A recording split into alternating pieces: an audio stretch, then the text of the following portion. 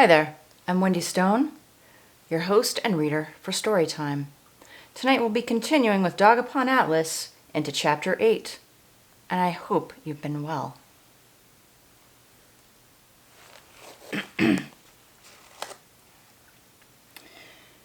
My name is Deacon Tawnyside. I'm a PI out of Queens, and I have a problem with my anger. Hello, Deacon, the group chimed. Yep, thanks. Thank you, Deacon, the group leader Suzette said. Now, we have a few new members to the group today, Georgie, Harleen, and Brownie.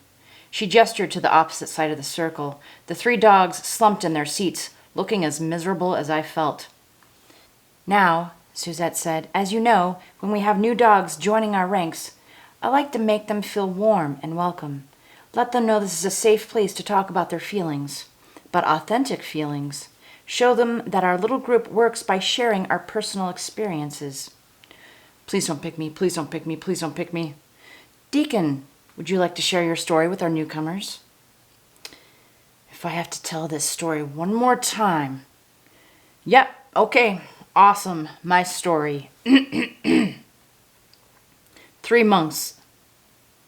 3 months of weekly court-appointed anger management sessions, worse than prison. I didn't have time for this today, but if I didn't show up, prison is where I'd be. Well, it was a normal day like any other, but that packer just had to say it. It wasn't my fault, it's just... Suzette gave me the stink eye.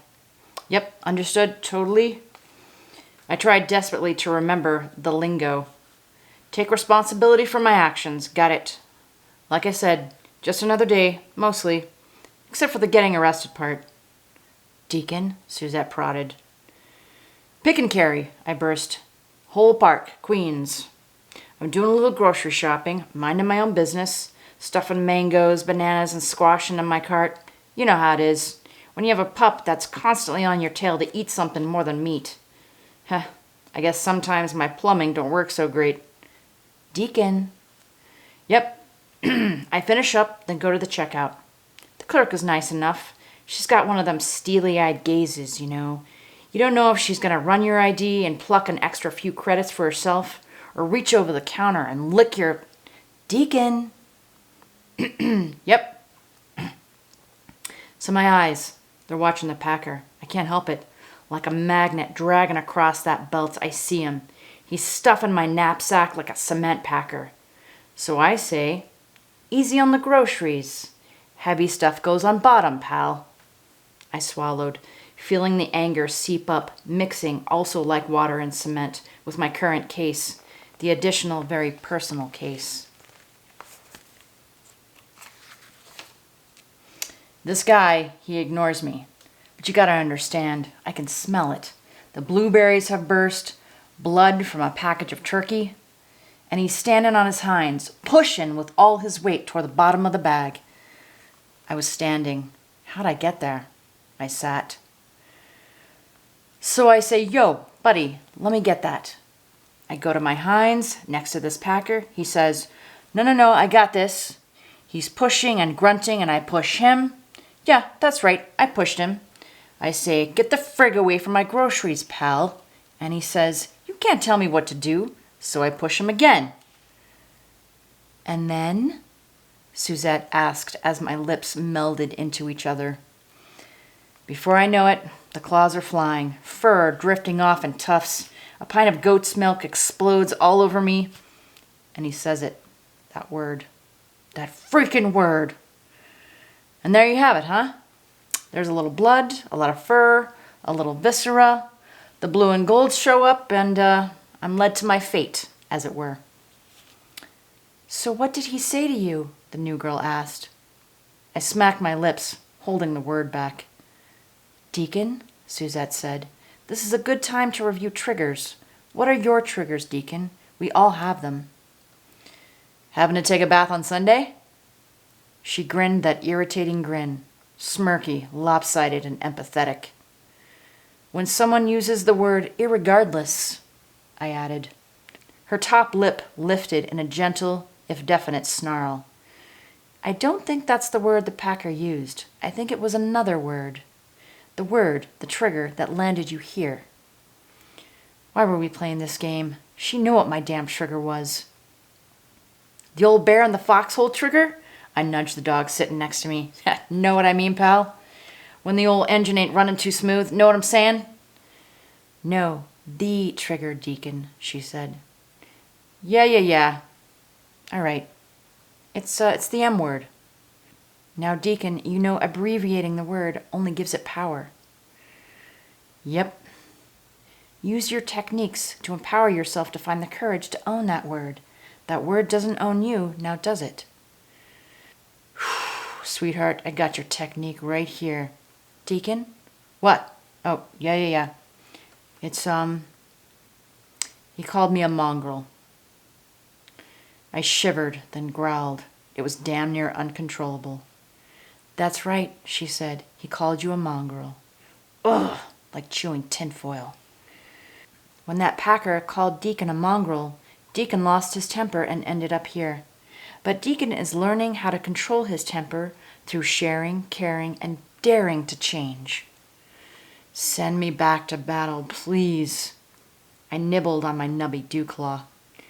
We made our rounds with every dog present, forced to relive their indiscretions. A shocking amount of the stories had elements of my gang activity. 2 of them have gotten in brawls after being attacked in broad daylight by masked marauders. One had gotten in a tussle with some cops after demanding they help her find a friend that had up and disappeared. Poor pup was now afraid to go anywhere by herself. You're not alone, Suzette said. Many of the dogs in this group are going through the same things. With the coronations coming up, the acts of social unrest also rise, and many blaming these dirty mongrels. Suzette's eyes flashed on me as my mouth watered. But we shouldn't let this urban legend keep us cowering under our sheets. Urban legend, my ass. After all, behind the masks and the acts of violence, these are still our neighbors, someone's son or daughter, mother or father. Keep your heart open and your caution sharp. She picked me out again. Now, let's go over our 5 freedoms. When we've established the 5 freedoms, we have the freedom to be happy, Deacon. Can you start us off? Do I have freedom from hunger or thirst? My stomach growled so loud I had to apologize. Do I have freedom from discomfort? My stomach burbled again. Do I have freedom from pain, injury, and disease? I thought of Jomi. Do I have the freedom to express myself? Do I have freedom from fear and distress? I thought of my 6 missing dogs and their fate. Had they met an end like Jomi's? The group continued, each of us repeating our supposed rights. Suzette approached me as we were wrapping up. How have you been this week, Deacon? What to tell her? It wasn't any of her business, that's what I'd tell her.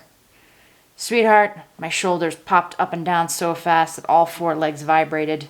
I've been killing it. Deacon, my name isn't Sweetheart, it's Suzette. Remember what we talked about? Hiding behind defensive language? Sorry, Suzette. Suzette held my fate in her paws, having the final say-so on my paperwork and graduation from anger management. But let's face it, between my bad habits and insulting a clanny, it would take a miracle for me to stay straight. She went to her hinds and laid her paws on my shoulders. My bouncing slowed. Remember your 5 freedoms, she said. And remember, it's hardest to succeed out in the world, not in here where it's safe. Got it. She smiled sympathetically. You'll be all right. I blew out of breath. Old Suzette, she wasn't so bad. You ever get any half-breeds, Suzette? I whispered, looking for sanctuary or help. She cocked her head at me. You know what? I said. Forget I asked. See you next week.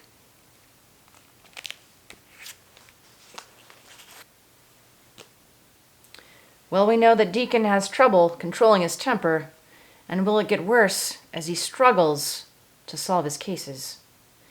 Thank you for joining me, and I hope to see you in the next chapter. Until then, stay warm.